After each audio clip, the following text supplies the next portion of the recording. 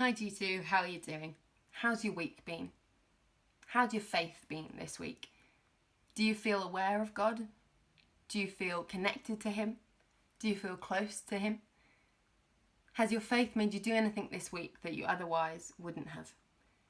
I don't know if you've ever had this thought, but not long ago I found myself asking, what difference does God really make in my life? Now, I've grown up in a Christian household, I've been going to church since I was in the womb, and whilst I've had struggles and doubts along the way, I found myself asking this question. What difference does God really make in my life? You see, it can sometimes be easy to forget the impact that knowing Jesus has on us. It can be all too easy to forget that the hope and strength within us is from God. It can be all too easy to settle into a mediocre relationship with God when in fact He invites us into an adventure. It can be easy to sleepwalk with Jesus rather than engage in the life-giving, earth-shaking, mind-blowing relationship we're invited into. In Ephesians 5 it says, "Awake, sleeper, arise from the dead, and Christ will shine on you." Walking with confidence in every place of darkness, shining with the light of Jesus, facing every place of evil and corruption, knowing we are filled with the Spirit of God, of goodness and holiness. Doesn't that sound exciting?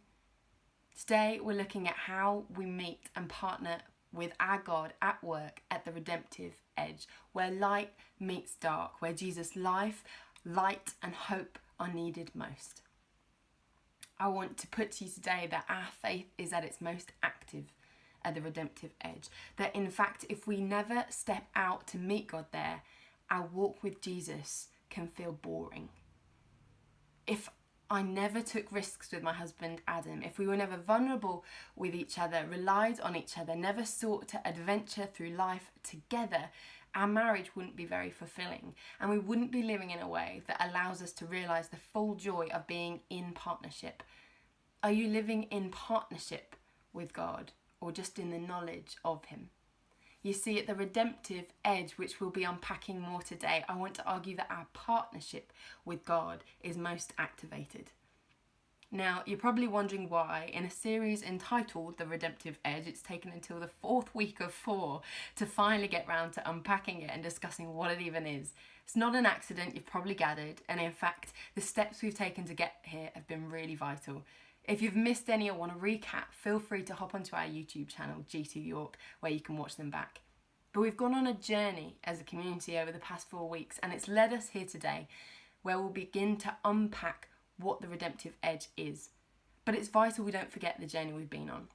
You see, our partnering with God in redeeming brokenness around us has to be done in the full knowledge that our God is already on the move in the mission of redemption. In week 1, we discussed how our God is characterised by being a God that brings wholeness to what is broken, drawing us back to Him, redeeming us despite our rebellion, restoring our relationship with Him to even better than we might foresee. And once we have our heads around that, we shared in week 2 that it's so key for us to understand that the work of redemption cannot bear fruit if we have self-righteous hearts. That the humble recognition of our own brokenness has to supersede any calling out of brokenness we see around us. Remember Emmy discussing the planks in our own eyes before we point out the specks in our brothers? Last week, we began to understand what tools we have at our disposal in partnering with our redeeming God, the power of intercession. Once we know God is on the mission of redemption, and that we can only join in when we recognise our own need to be put back in right relationship with Him, and that we have been given the tools to help us, that it's not in our own strength, then we can begin to explore what it looks like to partner in God's mission of redemption, to activate our faith at the Redemptive Edge. So, where do we find this Redemptive Edge? And what can we learn from the example of Jesus as to how we partner with God in His works of redemption? The pastor John Tyson, a pastor in New York, describes it this way. He describes a 4-step journey towards discovering this mysterious redemptive edge. The starting point being comfort, our spiritual comfort zones. So a step towards the redemptive edge must mean leaving our comfort zones, what's become familiar, what feels safe. And to step out of a comfortable community, we might find that those around us are a bit hesitant towards our actions. They're in contrast to what has been the norm, what has been familiar. And next he describes a stage of caution or concern, that those who remain in comfort, those who don't feel the redemptive call of God's mission, they might see us stepping out and express caution as to what we're doing, afraid that we might be taking it all a bit too seriously. Next he describes a phase of criticism. Beyond the realms of comfort, they might even receive criticism from those who don't understand the work of God that they're partnering in. You're meeting with who? You're going where? You've had dinner with who? Well, you see countless examples of this in Jesus' ministry. And lastly, as we push beyond the concerns of others and partner with God in his work of redeeming the world around us, we meet Jesus in the darkest place. And this is where we bring his light. Where darkness meets light is the redemptive edge, where God's kingdom engages with the front lines of the darkness and evil in our world. Most of Jesus' ministry happens in the place of criticism and darkness, not in comfort, not even in caution or concern. He eats with sinners, those despised in his society, not just those that looked a bit different to himself, but that society had withdrawn interest from. He spoke to women overlooked, oppressed, second class. He challenges rules and religions, the institutions of that day, the cultural norms of that day. He picks fishermen to be his first disciples, unimpressive, ordinary guys. Jesus' ministry was heavily criticised by comfortable religious folk of his day. He lived to bring redemption. He was unafraid to go where it was dark, to be his light, life and hope. He faced up to darkness, was unafraid to confront demons. His ministry existed to bring light to darkness. And in Jesus' Great Commission in Matthew 28, it's an invitation to us to join in the work at the Redemptive Edge, sending us to the ends of the earth to shine Jesus' light.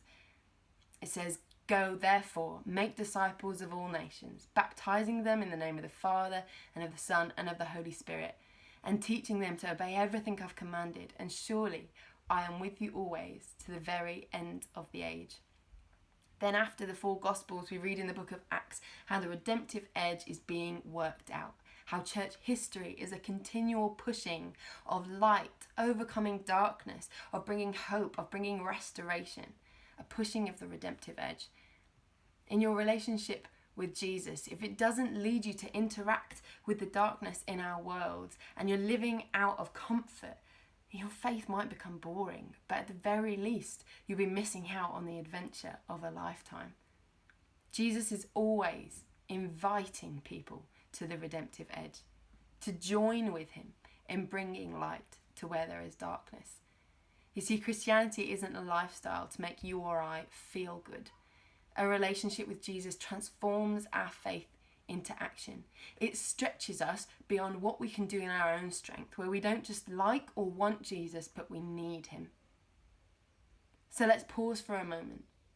What is God doing in the world around us, and where can we join him in his redemptive mission? Where are you placed? Who are you around? What spheres do you interact with? Where do you have influence? Your home, your neighbourhood, your office, your school, your sports team or club, university, your friendships, your colleagues, your family, your computers.